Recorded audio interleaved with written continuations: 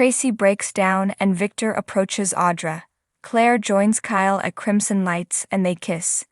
Esther walks over and says, "Oh, young love." She quickly realizes from their expressions that they haven't said the L word yet. Kyle confirms they haven't. Esther wonders what they're waiting for and urges them to just say it already. They sit and discuss how awkward that situation was before sharing small talk about their lats and work. Claire tells him Nikki wants her to learn as much about the company as she can. Kyle asks her for dinner and she agrees. They flirt over her whipped cream and she asks why he's in such a good mood. Traci breaks down.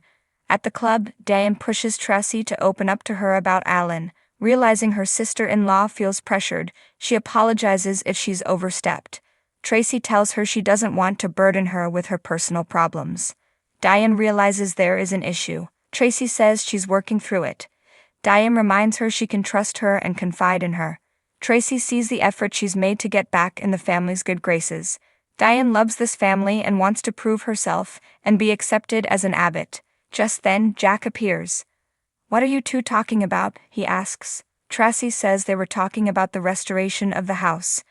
Diane has to go to work, so Jack decides to stay back with his sister. Once alone, Traci tells her brother that Diane suspects something is going on with Alan. She suspects she hurt her feelings by not being willing to get into it with her. Jack says she also saw something was off with him earlier, but he didn't betray Traci's confidence. Traci's sorry. Jack reassures her. He and Diane are just fine. Traci says it's not about trust, it's about protecting the people she loves. Anyone who knows what he did has a target on their back. Jack can't understand Alan going after Sharon and Phyllis. Traci doesn't know why he'd do that, but she can't risk putting anyone else in his crosshairs. This has to stay between them and Chance. Jack agrees, but warns Kyle has also picked up on the tension. Traci feels bad for putting her brother in this position, but she won't risk the safety of their family. Jack won't risk her safety. If the worst-case scenario is true, they have to let Ashley and Diane know so they can protect themselves. It's going to be critical going forward. I hope you agree with that. Traci agrees, but only if Alan turns out to be a threat.